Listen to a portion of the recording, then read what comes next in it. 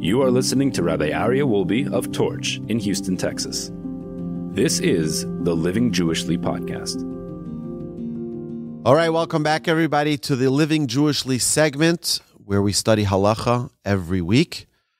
This week, we're going to discuss the laws of Mezuzah. The Torah commands us to post a Mezuzah on every doorway of every room.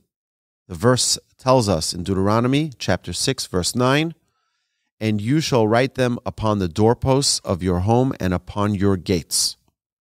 A rolled-up parchment of the Mezuzah has written the portions of Shema and V'haya im Shemoah from, again, Deuteronomy chapter 6, verse 4 through verse 9, and chapter 11 from verse 13 to verse 21. These are the portions of Shema that we recite daily. The Shema, V'haya im Shemoah, those two portions are written in the scroll, on the parchment. Even if there are multiple doorways to the same room, and even if only one doorway is commonly used. So if, for example, those of you who might remember my old house, we had a dining room that had two pillars so there were basically three doorways to get into the dining room. So each one needs a mezuzah because each one is his own doorway. But we only use one mainly, or two, or three, or however it is. You put them on all the entrances to every room. Even larger entranceways to neighborhoods, alleyways, cities, and countries need a mezuzah. So if you have an actual doorway to go into a city, like you have in the old city of Jerusalem, there's an actual doorway. You'll see there's a mezuzah on the right side because you're entering, even though you're entering a city, because it's a doorway, the verse tells us on all of your doorways. The mezuzah should be placed on the right side heading inward for both righties and lefties. It doesn't make a difference on the right side. If it is placed on the left side, it is invalid and must be removed and remounted on the right side with a new blessing. When there is an uncertainty of which side to place the mezuzah, we determine the entrance by the door hinges. So the door hinges are always on the inside. So, for example, if you look at this door right here, the hinges are on the inside. So we're going in when we go there. And therefore, the mezuzah is placed on the right side when you head in there. Number 8, as a general rule, the room that has primary use gets the mezuzah on the right side of its entrance. Proper placement of the mezuzah is on the beginning of the upper third of the doorpost and at the outer edge. So that means if you look, you divide up the doorpost into 3 sections, and at the beginning of the upper third is where you place the mezuzah. If it was placed below the upper third, it is invalid and must be remounted at the correct height with a new blessing. So I just want to share with you an amazing story. There was a yeshiva in New York that went over to one of the great rabbis, Rabbi Yaakov Kamenetsky, and they asked him, it's a yeshiva, it's a school where you have little school children. The children can't reach the mezuzah. So maybe can we lower the mezuzah to the height where the children can reach the mezuzah? So the rabbi said, no. The halacha tells us to place it on the upper third. You place it on the upper third. What are we going to do about the children? He says, place a little stool there so the children learn that they go up to the mitzvahs. We don't pull the mitzvahs down to us. And I think it's a very important fundamental principle when we look at Jewish law is we need to bring ourselves to the mitzvah, not custom tailor and adjust the mitzvah to serve my needs, so to speak. So put a stool there, help the children reach it, but don't adjust the mezuzah down to them. If the mezuzah is placed above that point, above that first third of the upper part of the doorpost, it is okay as long as it is at least a hand's breadth away from the head. That means if it's placed all the way up on top, but there's a hand's breadth away from the top of the door, then that's kosher. It should still be adjusted, but you don't need to recite a new blessing for it. And now, if it was placed too high, above a hand's breadth, all the way at the top, I've seen sometimes people mistakenly put it all the way at the top of the doorpost. If it was placed there, it must be removed and remounted at the correct height without a blessing. Number 13, the scroll is rolled up from the end to the beginning. So we write on the top line, Shema Yisrael Hashem Elokeinu Hashem Echad. The scroll is rolled from the Echad to the Shema. It's rolled from the end to the beginning. Placed in a container, in a casing, and mounted with nails on a slant. The upper side is tilted inwards. So it's on a slant facing inwards. If the doorpost has no room for the tilt, I have some of those, like I have sliding doors heading to and from the outside. So the sliding doors sometimes don't give you a lot of room for tilt. So in those situations, it is okay for the mezuzah to be mounted straight. This is preferred over placing the mezuzah on the inside of the doorway behind the door. Sometimes the only time you'll have room to place it on a slant is inside on the wall behind the door. It's not preferred ever. The mezuzah should be mounted top and bottom. So there should be a nail on the top, a nail on the bottom, and it should not be hung. So if you have only one nail on the top, it's hanging, and that's not appropriate. Before mounting the mezuzah, the blessing should be recited, and we'll see the blessing below. If one is placing multiple mezuzahs at one time throughout the home, one blessing suffices for all. If a mezuzah fell, a new bracha should be recited. However, if the mezuzah was removed to check its writing and kosher status, no new blessing is required upon remounting it. If there is concern that a mezuzah might be stolen, measures should be taken to securely fasten the mezuzah to the wall. However, it should be noticeable that there is a mezuzah there, and it should be close to the outer part of the doorpost. So I'll give you an example. In Israel, where you have buildings that are made of concrete, so you can place the mezuzah on the outside of the concrete, but then people can steal it. And especially if you have a nice mezuzah, and it's a mitzvah to beautify your mezuzah casing. Sadly, I've seen many people who have only a nice casing, but no mezuzah inside, or they just have a paper inside. Like if you buy it from a gift shop in Israel, that doesn't come with the scroll. The parchment, the scroll, is the most important part. That's the mezuzah, not the casing. So we have to make sure that the important part is there and that it is kosher, but not that the casing is the most important part. But sometimes, if you're afraid that it's going to get stolen, so what they would do in Israel is they would cut a little piece out of the cement, and they would put the mezuzah inside, and then they would plaster it up around it. But they would still leave a space for you to see that there's a mezuzah there. But what happens if you put it deep inside that cement? You won't even know there's a mezuzah there. So the halacha tells us, number one, it should be noticeable that there's a mezuzah. And number two, it should be on the outer part of that doorpost so that it's not so deep in that you can't even tell, you can't even reach that it's there.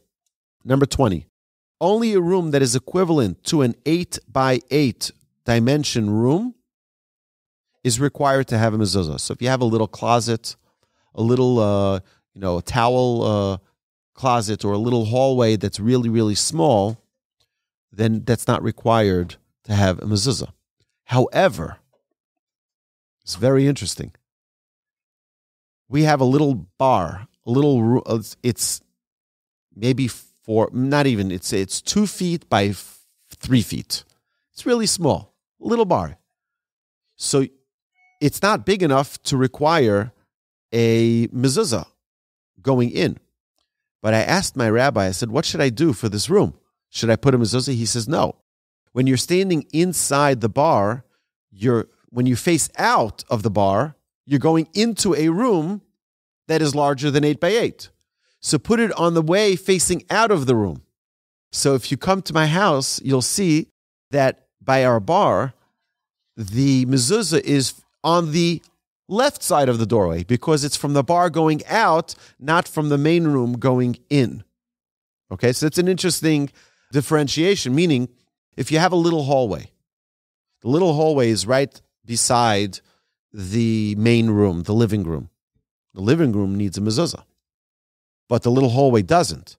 So you put the mezuzah from the hallway to the main room, not from the main room to the hallway.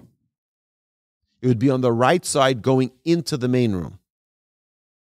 Very interesting. The laws, only a doorway that has a doorway requires a mezuzah. An entrance that has no doorpost isn't required. So imagine if you had a doorway that goes all the way up to the ceiling. There's no doorpost on top. It's not considered a doorway. It's just open. And therefore, it's not required to have a mezuzah. At times, the architecture or design make the mezuzah question very challenging. In such cases, ask a bona fide rabbi. Okay, it's important to know. I get these questions all the time. I get pictures of doorways and it's the question is like, which way? And you have to show me a picture of the other side of the door as well. Open the door. Let me see. So I had someone recently send a question and it was just a picture of a door. I'm like, can you do me a favor? Can you send me another picture of that same angle with the door open? It was very easy. Told him exactly where to put the mezuzah, and then he knew. But it's important to ask. There are many detailed questions in mezuzah. And I left out some of the different scenarios so that we not get confused and that I can fit it on one page. But that's why I said in all of those challenging situations, ask a rabbi. A doorway with no doors is also required in a mezuzah. So if it's just a doorway, but it doesn't actually have a door on it, you still are required to put a mezuzah. One should place a mezuzah only after the doors are mounted on a doorway. So if you do have, for example, if you have a doorway, you're in the middle of constructing a house, and the doors, sometimes, as someone told me, that they waited for their door to be fabricated for 6 months. So they already moved into their house, they're living there, and the doors weren't yet all installed. So that's a different question, whether or not you should put the mezuzah before the door is actually installed. But if you're living there, you probably should. But the question is, what goes first? Does the mezuzah go first, or does the door become a doorway become a door? So that, again, ask your bona fide rabbi. One should place a mezuzah only after the doors are mounted on the doorway.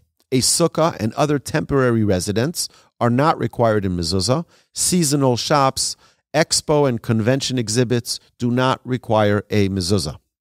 Stores and businesses are required to have mezuzah. So if you have a gift shop, if you have a doctor's office, you're required to have a mezuzah on all the doors.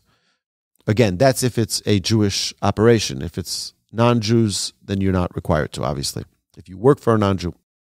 Halachic disagreements, whether or not a pen for cows or chicken coop, storehouses for grain, and wine cellars, whether or not they should have a mezuzah. Garbage doors and other unclean areas should be asked per case from a bona fide rabbi. A home that is shared with a non-Jew is not required in a mezuzah. So if you have a full partnership with a non-Jew, it's not required. The question is whether or not your own room should have. That, again, ask your rabbi. So cellars, in New York City, they have these doors that you open up from the sidewalk, and you go down the stairs into these. So those are called cellar doors. Cellars that have doorways that are in the ground are not required in a mezuzah. Doorways for mezuzah are only upright doorways. Home rentals are not required in mezuzah till 30 days. So if someone is renting a home, they don't need to put a mezuzah up till 30 days because it's still not considered their, quote, residence till they're there for 30 days.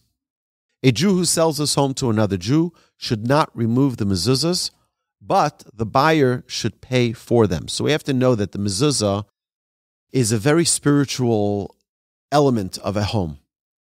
And you sort of have God's presence there. And you don't want to take that holiness and just remove it because you're moving out of the home. You want to leave it in the home and go buy new ones for your new home. So when I sold my previous home, the owner, we left the mezuzahs there for the owner. And then at some point he came to us and said, I want to have my own mezuzahs. I have my own scribe who writes my mezuzahs. No problem. So he took them off and brought them back to us. But otherwise, you have to leave them for the new buyer. That doesn't mean you have to give it to them for free. They should pay for them. One should be extremely cautious with the mitzvah of mezuzah, as it is a constant mitzvah for all people. So it's not just a mitzvah by day, it's not a mitzvah by night, like we learned previously with the laws of tzitzis and the laws of tefillin. The mezuzah is a mitzvah day and night, man, woman, child, everyone is required in this mitzvah. When passing a mezuzah, one should reach to touch it and recognize Hashem's presence and love for all of us. Our sages teach that one who has tefillin on his arm and head, tzitzis on his garment, and a mezuzah on his doorway will not fall into sin. Why? Because he has so many reminders. What is the purpose of having a mezuzah on our doorway? To remind us, to bring us to the clarity, to the presence of God that's all around us. Why do we wear tzitzis? To bring that presence on our bodies. And then we have that same reminder on our head and on our arm, so that we subjugate our heart to Hashem and our mind to our thoughts to Hashem. That's how important it is for us to always remember the presence of Hashem. Our sages warn that neglect in mezuzah causes young children to die tragically. A long life is promised to one who is careful with the mitzvah of mezuzah. There are many stories that are told of children who were ill, and they go to the doctor, and the doctor is telling them diagnosis that's very severe. They don't know what to do. They go to the rabbi, and the rabbi says, check the mezuzah. They check the mezuzah, and it's missing a word, or it's missing a letter. It's not a valid mezuzah. They fix the mezuzah, and the child is healed. It's a very, very important mitzvah to be very meticulous about. Not to buy the cheapest brand, not to buy the cheapest scroll. Oh, just give me the cheapest one. Mitzvahs, we want to do in the finest way because it's a representation of our love for Hashem. I hope we don't just buy the cheapest flowers for our spouse. We buy the nicest flowers. That's our expression of love. Same with our mitzvahs. Because a mezuzah reminds us of the Almighty, we kiss the mezuzah when we pass the mezuzah. One should not touch the parchment directly ever, unless you're the scribe. One should not touch the parchment directly. The mezuzah scroll should always be wrapped and in a protective casing. If you have in Houston outdoor mezuzahs, because your doors that are outside, you have to be very careful about that, because it's very, very hot. So they sell special mezuzah casings that are vacuum sealed so that the heat doesn't penetrate but even then you have to make sure that it's protected from the sun. If it's in direct sunlight, it's going to melt off the letters of the mezuzah perhaps. You got to be careful. When departing from one's house, one should say, Hashem is my keeper, Hashem is my protector. On my right side, Hashem will protect my going out and my coming in from now until eternity. So I've seen this on these little beautiful cards before, but I thought it was just something that someone made up. It's in Halacha that someone should be in a habit of saying this when they enter and exit their home. A mezuzah should be checked twice every 7 years. A public mezuzah should be checked twice every 50 years. So the blessing upon fixing a mezuzah should be Baruch atah Hashem Elokeinu melech haolam, asher kidishanu b'mitzvosav v'tzivanu likva mezuzah. Blessed are you, Hashem, our God, King of the universe, who has sanctified us with His commandments and has commanded us to affix a mezuzah. And you know what? I want to share with you one small idea on mezuzah. Very important, beautiful idea. So we know that there's never a compromise in halacha.